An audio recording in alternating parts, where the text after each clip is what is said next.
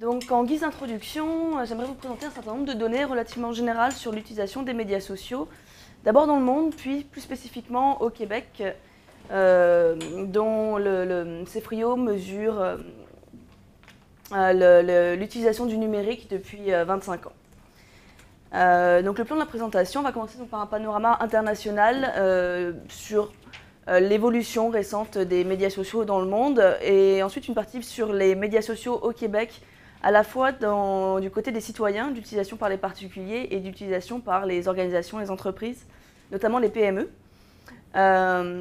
Et en guise de conclusion et d'ouverture au débat et à la discussion, on étudiera l'éventuel problème de concordance entre ces deux utilisations. La transformation se fait à plusieurs vitesses. On va avoir des vitesses d'évolution, d'adoption plus rapides chez les particuliers que chez les organisations, donc on pourra réfléchir sur la base de ces données. Le CEFRIO est donc le centre facilitant la recherche et l'innovation dans les organisations à l'aide des technologies de l'information et de la communication. Donc depuis, on a fêté le 25e l'année dernière. Le CEFRIO a deux activités principales, à savoir les projets de recherche expérimentation et les enquêtes. Donc moi je travaille plus spécifiquement sur cette partie enquête. Et les données que je vais vous présenter sont tirées de plusieurs projets, notamment le projet Net Tendance qui mesure depuis 12 ans, chaque mois auprès de 1000 adultes québécois par téléphone, un certain nombre de dimensions d'utilisation des technologies comme bien sûr l'utilisation d'Internet, l'utilisation des médias sociaux, le commerce électronique, les services bancaires en ligne, les services gouvernementaux en ligne et d'autres activités, le taux d'équipement et ce type de données. L'autre source principale de données sera NetPME, qui a été réalisée en juin 2011, qui est une enquête auprès des PME de 5 à 499 employés, 2000 entreprises à travers le Canada, 1000 spécifiquement au Québec. Quelques données aussi seront tirées d'autres projets qui ne sont pas spécifiquement des enquêtes, plutôt des projets de recherche, à savoir l'indice de l'innovation par les technologies de l'information et de la communication qui est paru en novembre 2012. La génération C, c'est un portrait de plusieurs fascicules sur donc les plus jeunes, sur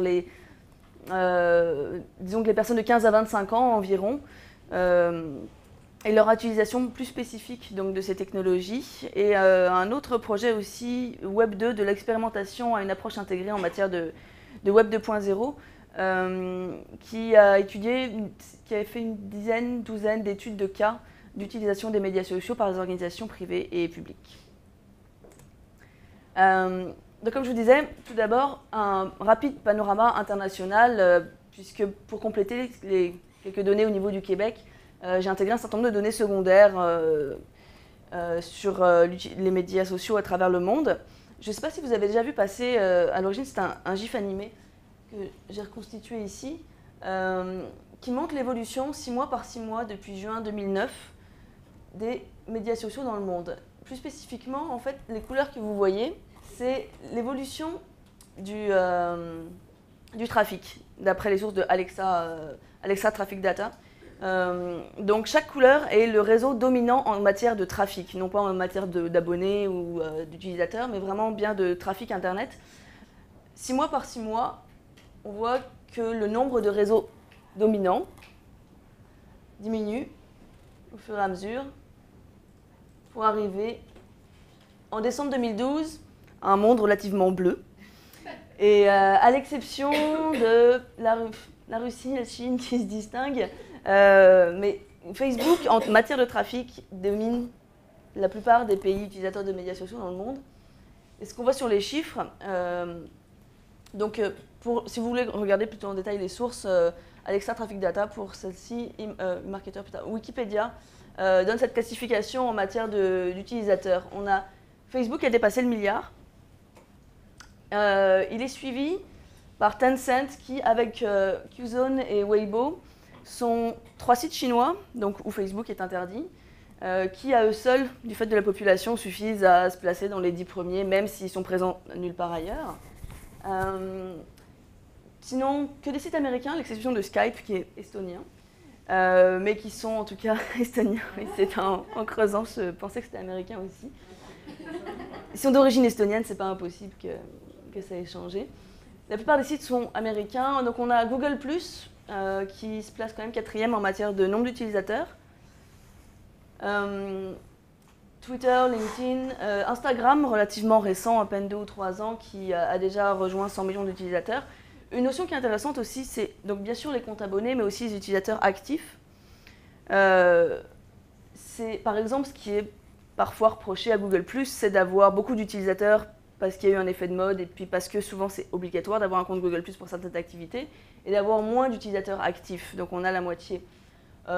Facebook a l'air d'avoir un ratio plus intéressant. Cela dit, il faut savoir que Facebook considère comme utilisateur actif la moindre activité qui a pu se faire sur un site tiers. Par exemple, si vous êtes sur Le Devoir et que vous avez fait cliquer sur like sur un article Facebook, le like Facebook sur un article, ça compte comme une activité Facebook. Donc vous n'avez même pas besoin d'être sur la page pour être actif. Et d'ailleurs, je ne sais pas si vous avez vu dernièrement, juste jeudi ou vendredi, ils ont sorti une nouvelle application Facebook Home qui est intégrée, fonctionne sur Android et qui est comme une sorte d'intégration de Facebook à tous les niveaux de votre téléphone. C'est-à-dire qu'au niveau de l'écran de veille, au lieu d'avoir juste le texto par exemple, vous pouvez voir vos notifications Facebook. Vous entrez dans Facebook. Si vous êtes sur une application, vous écoutez de la musique sur Spotify, vous allez avoir, si quelqu'un vient vous parler, vous avez la fenêtre de chat qui s'ouvre de Facebook. On n'est pas obligé de l'installer, c'est un choix. En tout cas, tous ces types d'utilisation-là vont leur permettre d'augmenter techniquement leur trafic, même si les personnes ne sont même pas sur le site en tant que tel. Google+ a un petit peu le même principe de fonctionnement, puisque tous les comptes Google sont intégrés. On peut être sur YouTube et avoir un lien permanent avec son compte Google+. Ce qui fait que l'utilisation active, il ne faut pas la penser uniquement en termes de personnes devant son écran, ça s'infiltre dans tous les coins de l'utilisation du téléphone portable comme d'Internet. Donc, on voit sur cette évolution-là, en l'espace de 3 ans, une certaine concentration des médias pour finir à quelques grands dominants. Les réseaux locaux ont du mal à subsister. Les grands se partagent le reste du territoire. Ce qui nous amène quand même à 1,7 milliard d'utilisateurs de médias sociaux à travers le monde. Donc, une personne, un être humain sur 4, utilise les médias sociaux.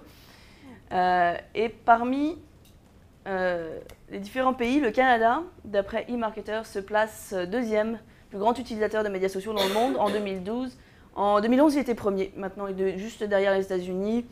On peut considérer globalement que le Canada, dans son ensemble, a une utilisation parmi les utilisations les plus intenses des médias sociaux, en termes de taux de pénétration comme en termes d'heures passées sur ces médias-là. Et le Québec n'est pas en reste du tout dans cette tendance. Donc là, plus spécifiquement, au Québec, donc là, je vais vous présenter l'ensemble des données qu'on a récoltées au cours de nos différents projets. En mars 2011, quand on a commencé la mesure sur ce phénomène-là spécifiquement, on a observé que 59% des adultes québécois, tous les chiffres qui sont présentés côté citoyens, sont sur la base d'adultes québécois de 18 ans et plus, tous.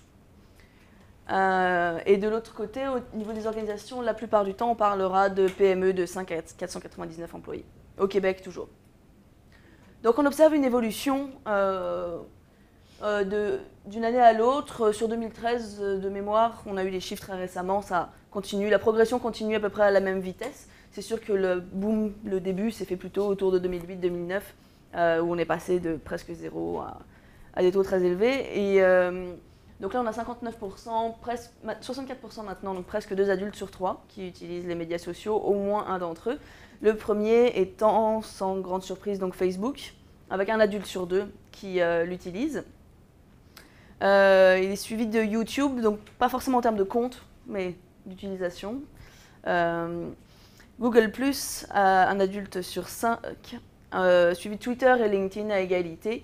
Foursquare est relativement plus mineur, c'est plus marginal. D'autres réseaux qui représentent 8% des adultes vont aller utiliser un ou plusieurs autres réseaux. Du côté des entreprises, même phénomène, le réseau dominant est Facebook, mais là on voit que c'est 15% des organisations qui s'en servent. En moyenne, 24% des PME vont utiliser le Web 2.0 pour au moins un usage, c'est-à-dire que ce n'est pas forcément une page Facebook pour ses clients, mais ça peut être un réseau social interne, ça peut être un groupe LinkedIn qui va leur permettre de collaborer, de communiquer avec des partenaires ou fournisseurs. Ça peut être beaucoup d'utilisation de ce type-là, pas forcément vers les clients. Donc Facebook est ici à nouveau le réseau dominant. Twitter, LinkedIn à égalité, autour de 6-7% des PME qui s'en servent, 4% autres et 5% utilisent un blog interne.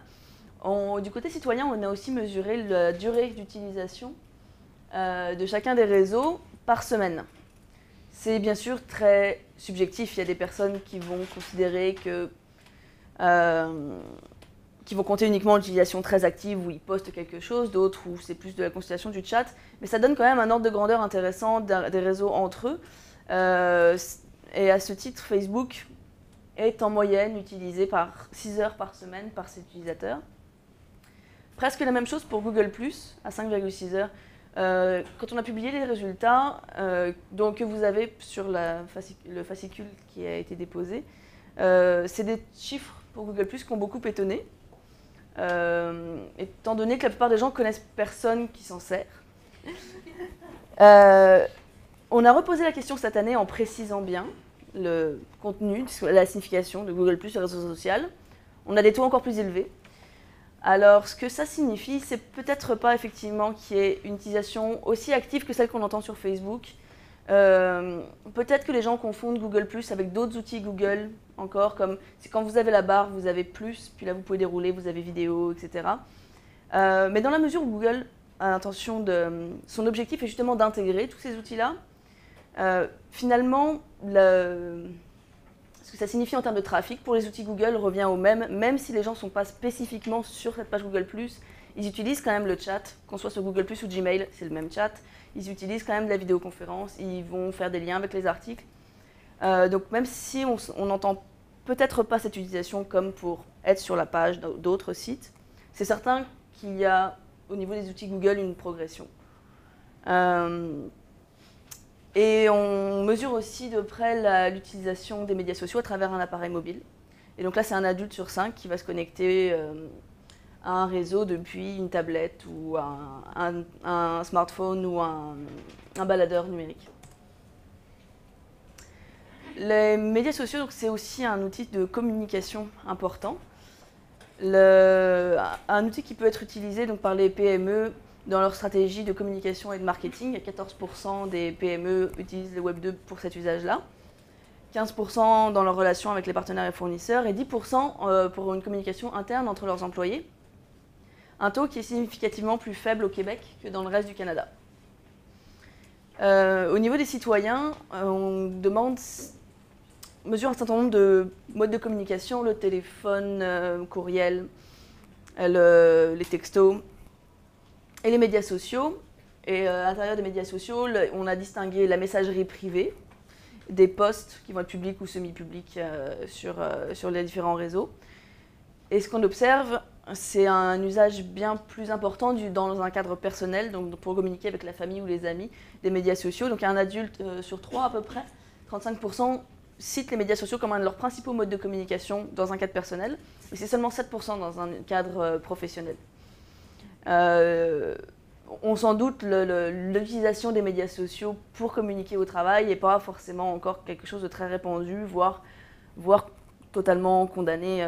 Les sites peuvent être bloqués. Et au niveau de cette communication, c'est essentiellement la messagerie privée donc, qui serait citée pour communiquer avec ses proches, à 22%. Une autre notion intéressante au niveau des médias sociaux, c'est celle de l'engagement. C'est-à-dire que du simple fait de consulter une page une fois par mois, jusqu'au fait d'aller créer un article ou de relayer plusieurs vidéos et articles par jour, on a différents profils d'utilisateurs qui s'inscrivent. C'est certain qu'on peut avoir une connexion de temps en temps où on retape son mot de passe, ou alors on peut avoir la fenêtre ouverte en permanence sur un téléphone ou sur un ordinateur. Il y a beaucoup de degrés d'utilisation. Donc la simple consultation de contenu, c'est un peu plus d'un adulte sur deux. C'est 57% qui disent que au moins une fois par mois, oui, de temps en temps, je vais regarder ce qui se passe.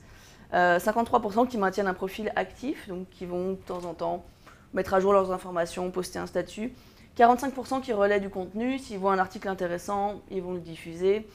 43% qui interagissent, qui envoient des mails, qui font du chat, et 27% qui vont vraiment plus s'impliquer, créer du contenu, aller téléverser une vidéo sur YouTube ou ce type de choses. Une utilisation du plus passif au plus actif finalement.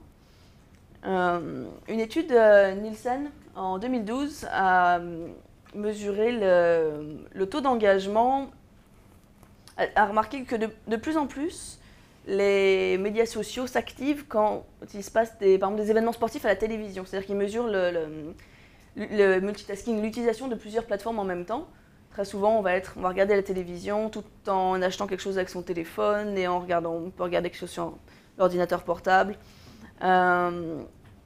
Et donc ça, c'est un phénomène, notamment, mettons, devant le Super Bowl, ils vont voir que les fils Twitter s'activent, mais aussi que les achats peuvent être déclenchés tout en regardant d'autres plateformes.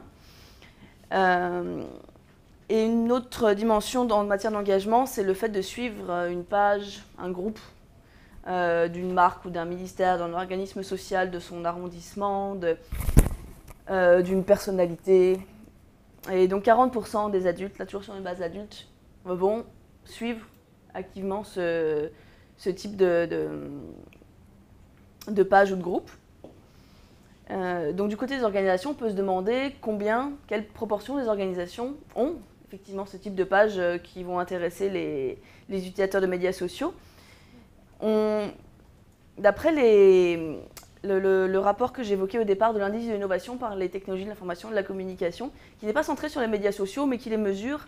En fait, c'est un rapport qui ne mesure pas uniquement le fait d'avoir ou non une technologie, mais on a mesuré l'intensité d'utilisation. C'est-à-dire, vous l'avez, mais quel pourcentage de vos échanges avec l'extérieur, quel pourcentage de vos échanges en interne utilisent telle ou telle technologie? Et là, ce qu'on constate, c'est que pour les médias sociaux, on va avoir la base n'est pas la même, c'est des plus grosses entreprises. Mais environ la moitié des entreprises disent qu'elles utilisent les médias sociaux, mais on va avoir à peine 10% qui vont les utiliser de manière intensive, qui vont avoir vraiment beaucoup d'échanges qui se passent derrière ce média-là. La plupart vont avoir moins de 10% de leurs échanges qui utilisent ces technologies-là.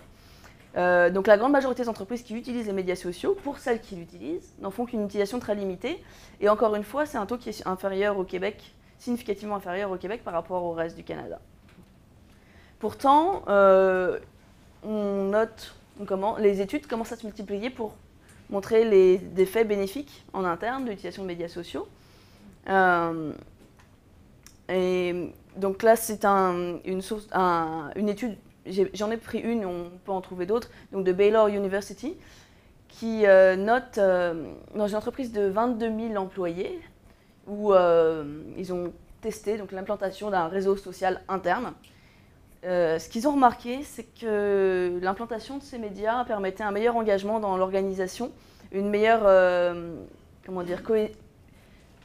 communication entre les membres, mais pas uniquement une communication à un niveau trivial, comme un complément de la discussion de machine à café, mais vraiment une meilleure communication entre deux niveaux hiérarchiques, par exemple. Ils se rendaient compte que les employés allaient plus facilement accéder à discuter avec leurs supérieurs via cette plateforme-là. Une meilleure communication aussi entre le personnel TI et les autres départements. Une meilleure rétention de ce personnel TI et des plus jeunes également, pour qui l'utilisation des médias sociaux a une plus grande importance. Et donc oui, la communication aussi avec les nouveaux employés qui peuvent avoir accès assez rapidement à des nouveaux types d'informations quand ils arrivent dans l'entreprise et qui cherchent de l'info, des conseils pour comprendre les processus. Une dernière dimension, c'est celle de l'influence sur les médias sociaux. Notamment au niveau de l'achat en ligne, c'est une des notions qu'on a mesurées le plus particulièrement. Je sais qu'il y a aussi, au moment de chaque élection, des mesures sur l'influence des médias sociaux sur les intentions de vote ou Mais ce qui est sûr, c'est que les médias sociaux ont un rôle très important sur le commerce en ligne. 35% des adultes consultent d'une manière générale les avis et recommandations de leurs connaissances sur Internet spécifiquement. Certain que le réseau en général, le bouche à oreille, a une influence nettement plus prépondérante pour un achat. Mais sur Internet, donc on a 1 adulte sur 3 qui va y avoir recours. Mais ce n'est pas forcément des personnes qu'on connaît, ça peut être très souvent comme si vous allez sur Google Place, vous allez regarder les avis de personnes que vous ne connaissez absolument pas. Et on va se fier au nombre de recommandations. Amazon fonctionne de la même façon. Et 16% des adultes vont consulter les avis de membres d'une communauté sur Internet ou d'un réseau social, donc d'un groupe typiquement ou d'une page quelque part. On va regarder ce qui se dit sur un produit. Et 12% vont suivre les avis de blogueurs. Et ce qu'on constate, c'est qu'au moment d'effectuer un achat sur Internet, dans 8% des cas, le site a été choisi directement suite à quelque chose vu sur les médias sociaux. Ça peut paraître pas beaucoup, mais c'est quasiment autant que la recherche Google. On voit que 2% des sites ont été choisis suite à une publicité sur un média social. C'est autant que les publicités Google AdWords en hauteur. Ça, c'est tiré d'une étude, une dernière étude qu'on a effectuée qui s'appelle l'Indice du commerce électronique au Québec et qui mesure auprès d'un panel web de cyberacheteurs leur comportement d'achat en ligne. Ce qu'on voit, c'est que 5% des sites ont été choisis suite à la recommandation sur un réseau social d'un ami ou d'un contact, et 1% suite à quelque chose vu sur une page ou un groupe. Du côté des organisations, qu'est-ce que ça signifie? Là, j'ai choisi de vous parler plus spécifiquement de la génération C, évoquée au début. Cette publication, comme toutes les autres, sont sur le site internet du CEFRIO si vous voulez avoir davantage d'informations. Là, j'ai vraiment juste extrait certains éléments. Cette génération va avoir une attente qui est, sur les médias sociaux, un rapport à la marque qui est au-delà de la simple... suivre une page, c'est pas uniquement pour avoir des informations ou des rabais, même si ça peut toujours être intéressant. Il y a toujours des concours, des promotions, des choses de ce genre. Mais la plupart attendent un lien différent avec la marque. C'est-à-dire que pour la première fois, on va pouvoir, si on est mécontent d'un produit, plutôt que d'appeler le service après-vente pendant 1 heure et d'attendre de rejoindre quelqu'un, on va aller nous mettre sur Facebook tout de suite. C'est public, ça se voit. Selon la réactivité de l'entreprise, il va se passer quelque chose, il va y avoir un échange qui va se faire. On attend d'avoir un lien rapide, direct avec une marque. Mais même au-delà de ça encore, on a dans certains cas, on peut avoir un processus de co-création. Il y a Ford, je crois, de mémoire, avait fait une expérimentation. Ils avaient utilisé Instagram et Twitter pour lancer leur nouveau modèle de voiture. Et ils avaient fait un concours chaque semaine de photographie. Chaque semaine, il y avait quelque chose à gagner. Ça durait 1 mois ou 2. Et ça leur avait permis de faire parler du produit et d'avoir des retours sur leur produit. En fait, c'était... sous la forme d'un concours, ils ont pu récolter l'avis des personnes, ils ont pu avoir recruter des sortes d'ambassadeurs de la marque qui ont pu aider à affiner le concept de la voiture. Et finalement, ils ont réussi à créer toute une campagne de communication et de développement de produits pour à peine quelques dizaines de milliers de dollars en utilisant ce type d'outils. Donc, certaines entreprises vont essayer effectivement d'inclure via les médias sociaux, les consommateurs dans le processus de développement du produit lui-même. Ce qui assure une meilleure mise en marché et même permet une communication en même temps, une campagne de communication presque à moindre frais. Un dernier élément du rapport entre les entreprises et les citoyens sur les médias sociaux, c'est ces attentes éthiques. Peut-être qu'ici le mot est un petit peu exagéré, mais ce qui est certain, c'est que à travers ce type de médias, on a une autre image d'une marque. On a accès à son contenu, à ce qu'elle dit, à son discours. Même si derrière c'est une personne qui gère ce contenu, ou plusieurs personnes, et ça on en parlera plus tard sur ce que ça signifie. Mais ce discours va avoir de l'importance. Ça fait partie de l'image d'une marque au même titre qu'une publicité sur un panneau d'affichage maintenant. Et la façon dont les marques vont réagir peut jouer sur leur popularité, peut être repris. Je ne sais pas si vous avez vu, il y a quelques mois, il y a eu une affaire aux États-Unis, une chaîne de fast-food qui s'est positionnée sur le mariage gay. en disant qu'ils étaient, eux, qui prônaient les valeurs familiales, ce qui sous-entendait qu'ils étaient relativement opposés au mariage gay. Ça a suscité des réactions vives sur les médias sociaux. Bien sûr, ils ont gagné ou ils ont renforcé une partie de leurs clients, ils en ont perdu une bonne partie d'autres. Et ça a fait un certain bruit sur les médias. Donc ça a une incidence claire. Et les entreprises doivent se positionner sur ce qui vont... Rien ne les obliger à se positionner sur ce sujet-là. Eux, ils ont décidé d'en parler comme presque un choix stratégique de communication. On peut aussi décider d'être beaucoup plus effacé, de communiquer uniquement sur ces produits. C'est des choix à faire de manière réfléchie. Un petit détail au niveau du portrait des citoyens. Donc on a vu que c'est 64% des adultes en moyenne qui utilisent les médias sociaux. C'est un taux qui est le même que hommes ou femmes, 63-66%. Il n'y a pas de différence significative à ce niveau-là. Le taux d'utilisation est sensiblement le même. Par contre, les médias qui vont être utilisés diffèrent. En ce sens où les femmes utilisent davantage Pinterest. On ne l'avait pas dans les données précédemment parce qu'on l'a mesuré uniquement cette année. Mais si vous avez vu passer plusieurs études, Pinterest est clairement parfois 80% de femmes qui vont l'utiliser. Là où les hommes vont être plus utilisateurs au Québec, en tout cas d'après nos données de YouTube, Twitter, LinkedIn. On observe aussi des différences en fonction de l'âge des personnes. Comme on peut s'y attendre, plus on est jeune, plus on utilise les médias sociaux. Dans des proportions assez élevées, vous avez deux dimensions, sur une base internaute, une base d'adulte.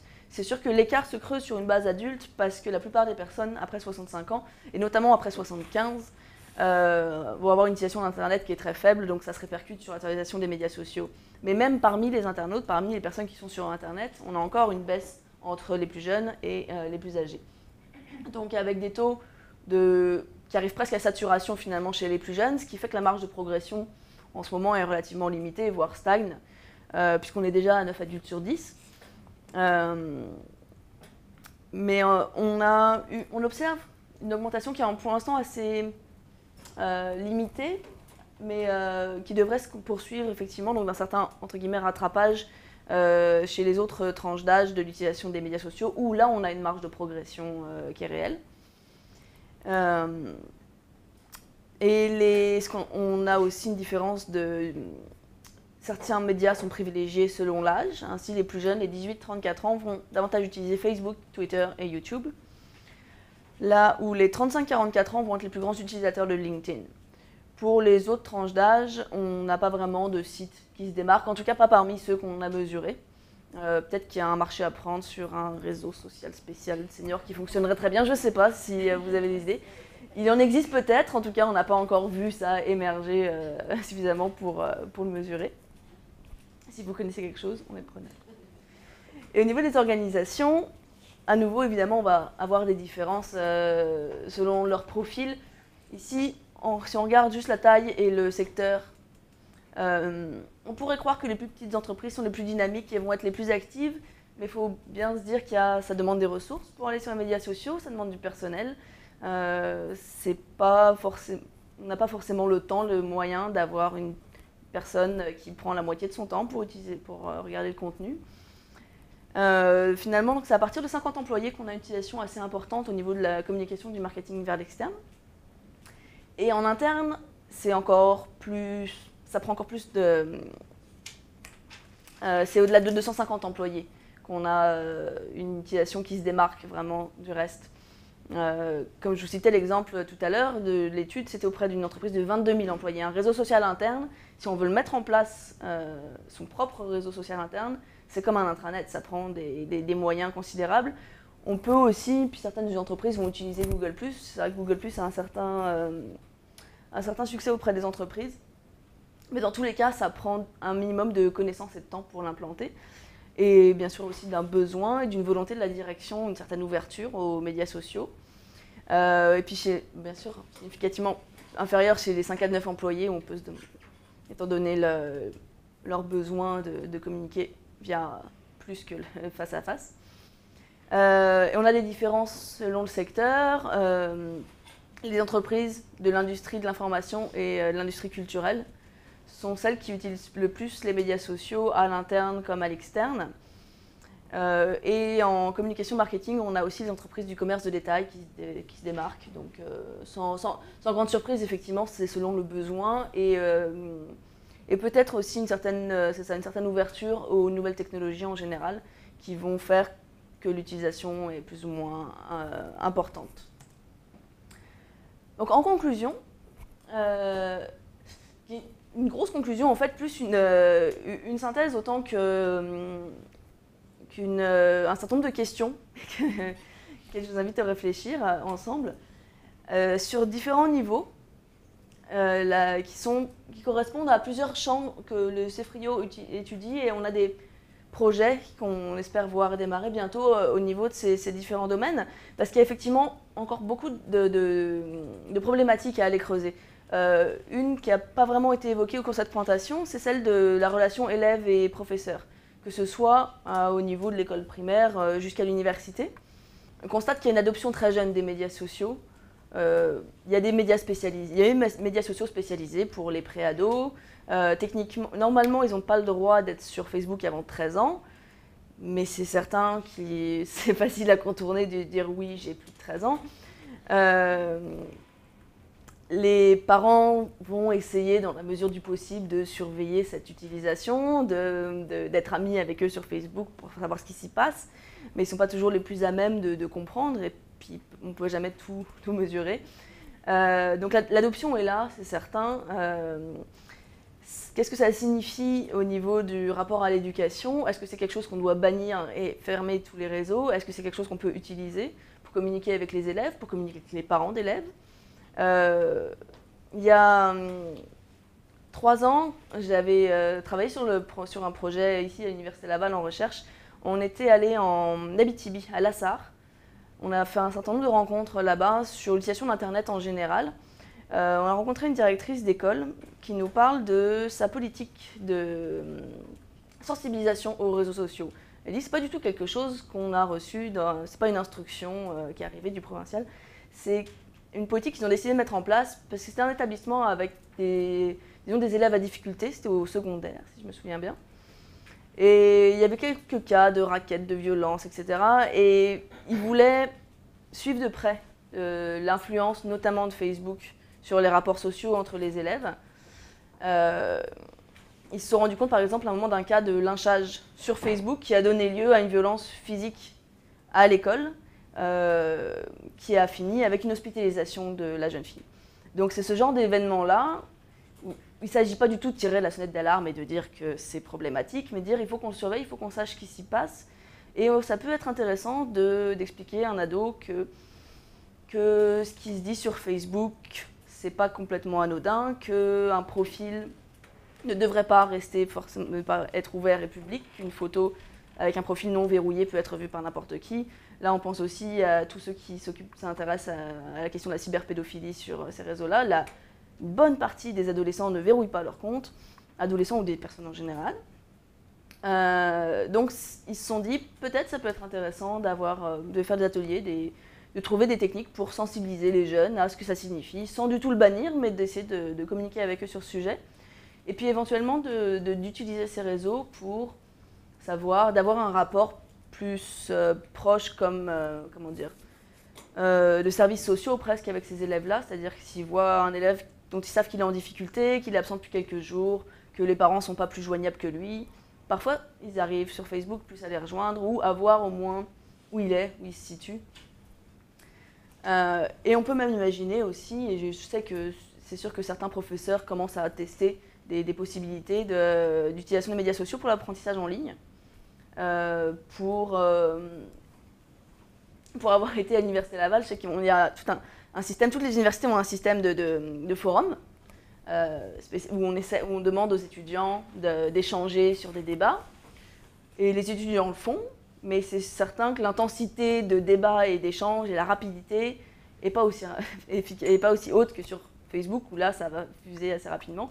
Même s'il ne faut pas oublier que tous les étudiants ne sont pas adeptes de Facebook, il y en a qui refusent d'être dessus. Donc c'est une dimension qui est encore une fois intéressante à étudier. Difficile de dire si ça pourrait être quelque chose Est-ce que ce serait du débat stérile? Est-ce que c'est quelque chose qui peut rendre le débat beaucoup plus actif? Est-ce qu'on peut mettre des vidéos? Est-ce qu'on peut faire de l'apprentissage en ligne? Est-ce qu'on peut lutter contre le décrochage scolaire là-dessus? Est-ce que ça participe au décrochage scolaire parce que les élèves ont plus procrastiné? C'est tout un tas de sujets à étudier. Une autre dimension, c'est celle de l'entreprise, d'abord du point de vue employé-employeur. Donc on l'a vu, les modes de communication changent dans un cadre personnel. Est-ce qu'ils changent dans un cadre professionnel? Est-ce qu'ils devraient changer dans un cadre professionnel? Même avant les médias sociaux, on n'avait pas forcément les mêmes manières de communiquer chez soi ou au travail.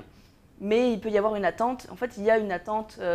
Une étude Cisco en 2011 a étudié auprès de 2800 étudiants aux États-Unis, des finissants universitaires, leurs attentes quant au marché du travail. Et ils ont vu émerger des dimensions qui ne sont pas partagées par tous les jeunes, mais qui sont nouvelles. Comme le fait qu'un jeune sur 3 considérait que les politiques de l'entreprise en matière de mobilité, mobilité étant autant le télétravail que l'utilisation d'appareils mobiles au travail, en termes de mobilité de médias sociaux, étaient plus importants que le salaire. Ça ne veut pas dire qu'ils vont accepter de travailler gratuitement s'ils peuvent utiliser les médias sociaux, mais que l'ouverture de l'entreprise en général à ce type de dimension fait partie des attentes et des critères de sélection d'un poste pour un des jeunes sur 3, que je pourrais vérifier les chiffres, mais il y avait une majorité de ces finissants qui allaient poser au cours de l'entretien des questions relatives à la politique d'utilisation des médias sociaux en entreprise. Donc ce sont des dimensions qui ne font pas forcément l'unanimité chez les plus jeunes, mais qui vraisemblablement se retrouvent moins. Les attentes sont certainement différentes, c'est sûr, chez un finissant de 25 ans que chez une personne de 45 ou 50 ans qui ne va pas avoir les mêmes attentes, autant pour des questions de rythme personnel, mais aussi d'adoption de ces médias-là. La question étant pas d'avoir un simple accès, même si... Ah oui, une dernière donnée, c'était sur le nombre d'étudiants qui allaient... Si l'accès est interdit, ça peut...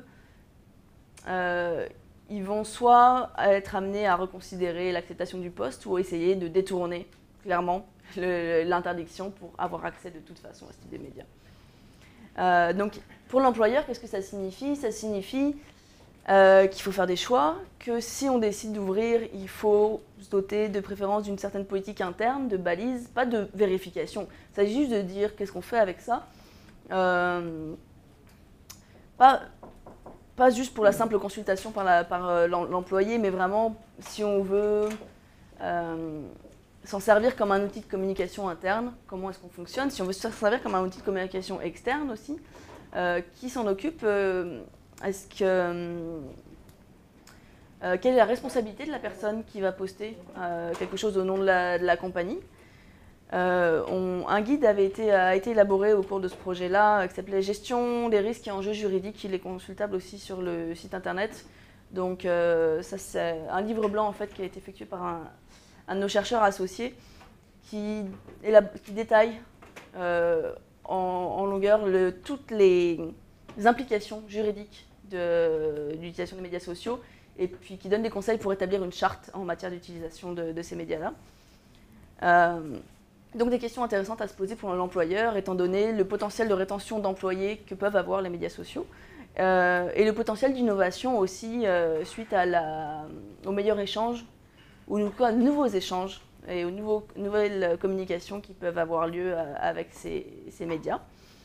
Au niveau de l'entreprise, la deuxième dimension, c'est le rapport consommateur-marque, dont on a parlé un peu plus précédemment, une volonté croissante d'interaction avec la marque. Un nouveau rapport à la marque, on n'attend pas juste d'avoir un bon rapport qualité-prix avec un joli packaging, mais vraiment d'avoir quelque chose, de savoir plus comment fonctionne l'entreprise. Éventuellement, certains voudront être ambassadeurs de la marque. Et du côté de la marque, ça signifie de se poser la question de la simple présence ou jusqu'à la vision stratégique d'implantation. C'est-à-dire que même si la marque n'est pas sur Facebook, il y a de fortes chances qu'on parle d'elle de toute façon. Donc on peut refuser d'être présent, on peut refuser de s'impliquer, on peut considérer qu'on a d'autres priorités, mais une veille de ce qui s'y dit est généralement nécessaire. Si on décide de s'implanter, donc il faut dégager des ressources, il faut définir des rôles, il faut engager un community manager, il faut voir si personnel de communication a envie, a les compétences de s'intéresser à cette question-là. Et à nouveau, donc, comme je l'évoquais, j'ai géré les risques et les enjeux juridiques. L'information circule vite. Je ne sais pas si vous avez vu, il y avait une publicité Twitter il y a 1 an ou 2 qui a été faite suite à un phénomène réel. Il y a eu un séisme à Washington de magnitude relativement limitée qui allait donc partir vers New York. Les gens à New York ont été informés du séisme sur Twitter avant que le séisme arrive sous leurs pieds. Ça, en l'espace de quelques secondes, je pense que le séisme a dû mettre 30 secondes, 45 secondes, mettons, à arriver de Washington à New York, et il a mis 15 secondes sur Twitter. Et donc ils en ont fait une publicité où ils ont montré une personne dans un café qui regarde son ordinateur. Là, on comprend qu'il voit l'information, il soulève son café, le sol tremble, puis il le repose. Et c'est ça. Donc, et d'ailleurs, il y a quelques gouvernements qui se mettent à utiliser Twitter pour communiquer l'information en cas d'urgence, puisque finalement, c'est encore là que ça va le plus vite. Pour une entreprise comme pour à peu près n'importe quelle organisation, n'importe quelle personnalité, on voit bien tous les jours la vitesse à laquelle quelque chose peut se propager. Donc, ça soulève beaucoup de questions sur la responsabilité de l'entreprise, la responsabilité des personnes qui ont écrit, qui ont posté. Et enfin, la dernière dimension, c'est celle du citoyen et du gouvernement. Il y a des attentes, probablement, il y a des attentes du citoyen sur un nouveau rapport au gouvernement, puisque ça devient un réflexe qu'on a de se dire, comment dire, cette interaction, on la trouve avec nos proches, on la trouve avec la plupart des entreprises. Donc on s'attendrait, on prend l'habitude d'avoir une interaction rapide qu'on aimerait avoir aussi avec, pas forcément le gouvernement fédéral, mais peut-être juste, moi personnellement, je suis fan de 2 pages d'arrondissement près de chez moi.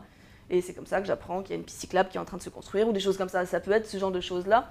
Selon les niveaux, selon les paliers, que ce soit l'arrondissement, la municipalité, la région, le provincial, le fédéral, c'est sûr que la politique ne va pas être la même.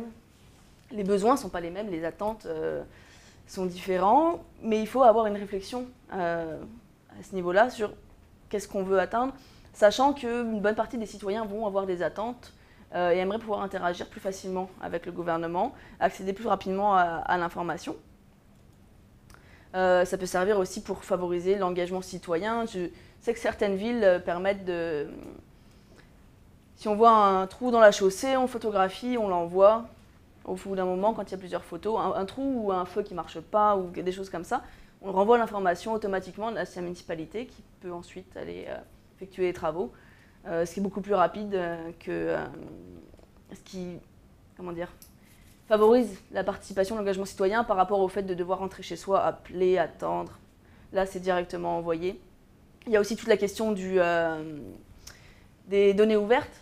La ville de Montréal a fait une application, enfin, a ouvert ses données relatives aux patinoires, par exemple, qui a ensuite été, une application a été développée par une société privée. À partir de ces données, c'est généralement le modèle, on diffuse les données, puis des privés peuvent faire des applications à partir de ça, qui permet de voir l'état en temps réel de toutes les patinoires de Montréal.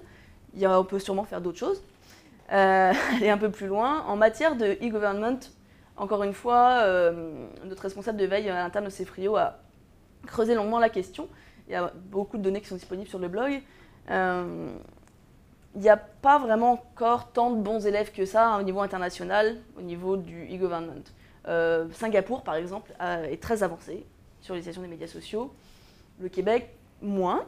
Mais c'est vraiment pas un cas isolé. C'est sûr que c'est des considérations qui sont très difficiles. Et puis il y a le paradoxe de l'accès, puisque parfois les personnes même qui sont censées animer des pages de médias sociaux doivent demander un accès spécifique à chaque fois qu'elles veulent se connecter à Facebook, puisque c'est interdit. Elles doivent envoyer, j'en parlais dernièrement avec une dame qui me racontait cette situation où à chaque fois qu'elle a quelque chose à vérifier sur Facebook, elle doit demander une autorisation écrite et puis on lui débloque. Donc on peut imaginer les freins que ça pose pour les personnes qui souhaitent implanter de nouvelles politiques et à nouveau, gestion des risques, enjeux juridiques qui y sont associés.